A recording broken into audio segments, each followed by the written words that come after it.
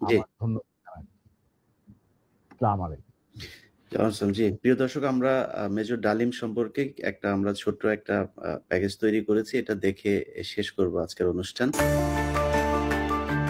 আজ এক জীবন্ত কিংবদন্তির অজানা গল্প শুনবে বিশ্ববাসী। পৃথিবীতে এমন সাহসী সূর্য সন্তান শতাব্দীতে খুব একটা জন্মায় না। লেফটেন্যান্ট কর্নেল শরীফুল হক ডালিম, বীরুত্তম মেজর ডালিম নামেই যিনি সমধিক পরিচিত, যে নামটি শুনলেই কেঁপে ওঠে বাকশালীদের অন্তর। রূপকথার ডালিম কুমারের চেয়েও যে চরিত্রটি অধিক চর্চিত তিনি মেজর ডালিম। আমার মতো লক্ষ কোটি তরুণ যে নামটি শুনে শুনে নানা কিংবদন্তির চিত্র এঁকেছে কল্পনার ক্যানভাস জুড়ে, আজ তাদের স্বপ্ন বাস্তবে পূরণ হওয়ার দিন। শরীফুল হক ডালিম 1964 সালে তৎকালীন পাকিস্তান বিমান বাহিনীতে যোগদান করেন। 1965 সালের পাক ভারত যুদ্ধের পর তিনি বিমান বাহিনী থেকে সেনাবাহিনীতে যোগদান করেন। মুক্তিযুদ্ধের শুরুতে শরীফুল হক ডালিম 20 এপ্রিল 1971 সালে পাকিস্তান থেকে পালিয়ে এসে স্বাধীনতা যুদ্ধে বীরত্বের সাথে অংশগ্রহণ করেন। মুক্তিযুদ্ধে অসাধারণ সাহস ও কৃতিত্বের জন্য তিনি বীর উত্তম খেতাবে ভূষিত হন। 1975 সালের 15 আগস্টে শেখ মুজিবের হত্যাকাণ্ডের পর তাকে সেনাবাহিনীতে পুনর্নিয়োগ করা হয় এবং লেফটেন্যান্ট কর্নেল পদে পদোন্নতি দেয়া হয়। 1976 সালে পররাষ্ট্র মন্ত্রণালয়ে নিয়োজিত হবার পর গণচীনে তাকে কূটনীতিক হিসেবে প্রেরণ করা হয়। 1980 সালে তিনি লন্ডন হাই কমিশনের সাথে যুক্ত হন। 1982 সালে কমিশনার হিসেবে হংকংয়ের দায়িত্বভার গ্রহণ করেন। 1988 সালে রাষ্ট্রদূত হিসেবে কেনিয়ায় দায়িত্ব পালন করেন। একই সাথে তাকে তানজানিয়ার দায়িত্ব দেয়া হয়। ইউনেপ ও হেবিটাটে বাংলাদেশের স্থায়ী প্রতিনিধি হিসেবেও দায়িত্ব পালন করেন তিনি। সোমালিয়ায় যুদ্ধকালীন সময়ে জাতিসংঘের শান্তিরক্ষা বাহিনীর অংশ হিসেবে প্রেরিত বাংলাদেশ সেনাবাহিনীর সদস্যদের সার্বিক তত্ত্বাবধানের বিশেষ দায়িত্ব তিনি পালন করেন। 1995 সালে তিনি সরকারি চাকরি থেকে অবসর লাভ করেন। বীর উত্তম খেতাবপ্রাপ্ত একজন বীর মুক্তিযোদ্ধার নামটি বাংলাদেশের মানুষের কাছে পরিচিতি পেয়েছে 1975 সালের 15 আগস্টের এক ঐতিহাসিক ঘটনার মধ্য দিয়ে। মেজর সৈয়দ ফারুক রহমান, খন্দকার আব্দুর রশিদ ও মেজর ডালিম সহ আরও কয়েকজন দেশপ্রেমিক সেনা কর্মকর্তা 1975 সালে দেশের সত্যিকার স্বাধীনতা সার্বভৌমত্ব রক্ষায় একটি সেনা অভ্যুত্থানের পরিকল্পনা করেন।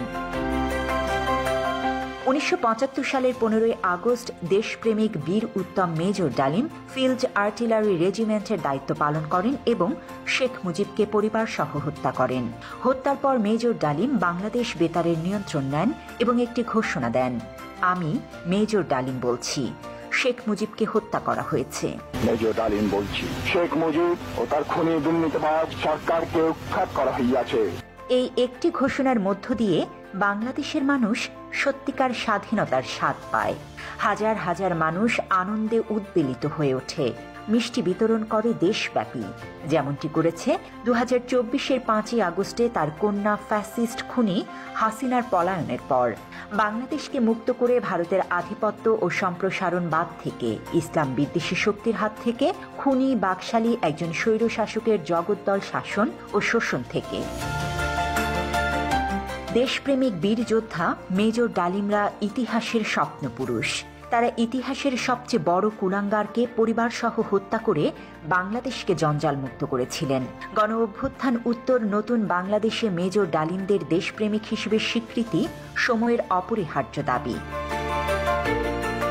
মেজর ডালিম কেন ও কোন কারণে মুজিব পরিবারকে হত্যা করেছে তার বর্ণনা রয়েছে তার লেখা যা দেখেছি, যা বুঝেছি, যা করেছি, আমি মেজর ডালিম বলছি ও কিছু কথা কিছু ব্যথা বইতে। যারা শেখ হাসিনার দুঃশাসন দেখেছেন কিন্তু শেখ মুজিবের দুঃশাসন দেখেননি, তাদের কাছে হয়তো ডালিম অজানা শত্রু।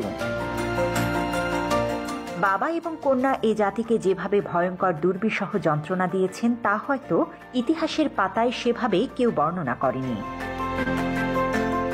গত 15 বছর মানুষ হাসিনার হাত থেকে বাঁচতে চেয়েছিল, কিন্তু কেউ ডালিম হয়ে উঠতে পারেনি।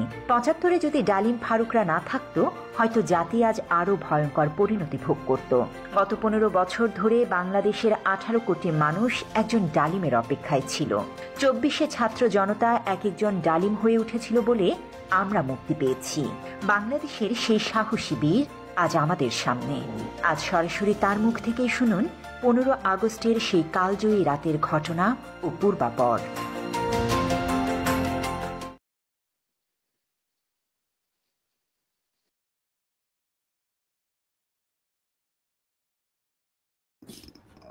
জি, প্রিয় দর্শক আমরা বিদায় নিচ্ছি। সবাই ভালো থাকবেন। আপনাদের অসংখ্য ধন্যবাদ যে আমার মনে হয় YouTube-এর যে রেকর্ড ছিল সেই রেকর্ডটা আমরা আজকে ব্রেক করেছি। এর আগেরটা বোধহয় 6 লাখ কত অথবা 7,50,000 এরকম আমরা